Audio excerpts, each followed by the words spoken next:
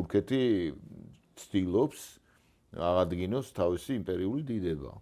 და პროექტი, რომელსაც ის ახორციელებს, ესაა დიდი თურანის პროექტი, რომელსაც ის ახორციელებს ბრიტანელებთან ერთად.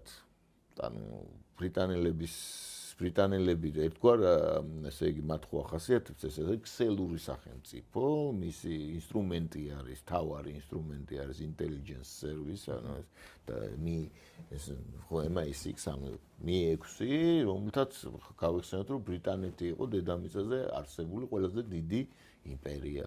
ყველაზე უფრო დახვეწილი მართვის მეთოდებით, როდესაც ერთ პატარა კუნძულზე წარმოიდგინეთ იმ დროს, იმ კავშირგაბმულობის საშუალებების დროს და იმ მწირი სამხედრო რესურსების პირობებში, რომელიც მას გააჩნდა რეალურად, ახერხებდა რა დაიპყრო ინდოეთი, თავის ბანგლადეში ან პაკისტანიანას სხვათა შორის და მივიდა ავღანეთამდე, დიდი თამაშის პირ რუსეთის იმპერიასა და იმას შორის.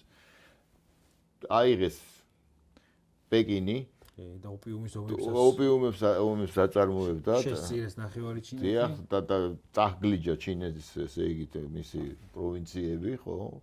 ავსტრალია, იმის რა ქვია, ამერიკაში, კანადა, წარმოვიდგინე, უამრავი კუნძულები, სამხრეთ აფრიკა, აფრიკის უზარმაზარი ტერიტორიები და ახლობით 25% ეკავა. კი ბატონო.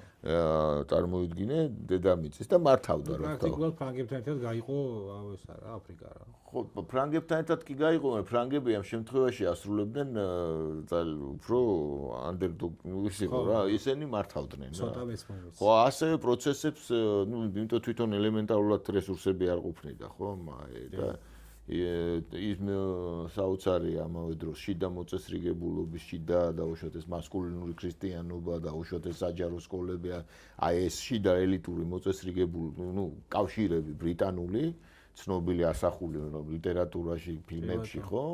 ეს იყო აბსოლუტურად უნიკალური მოვლენა, განპირობებული ბრიტანეთის ისტორიით, რომელიც ძალიან საინტერესოა, როგორ ყალიბდებოდა ეს საოცარი ერთობა, ხო, რომლის დანგრევასაც ჩვენ უყურებთ ახლა, ხო, ფაქტიურად. რაც ხოთაშორის იწინასწარმეტყველა ამ ერთობის ერთ-ერთმა და ბრიტანული იმპერიის ერთ-ერთმა არქიტექტორმა ჯონ dim.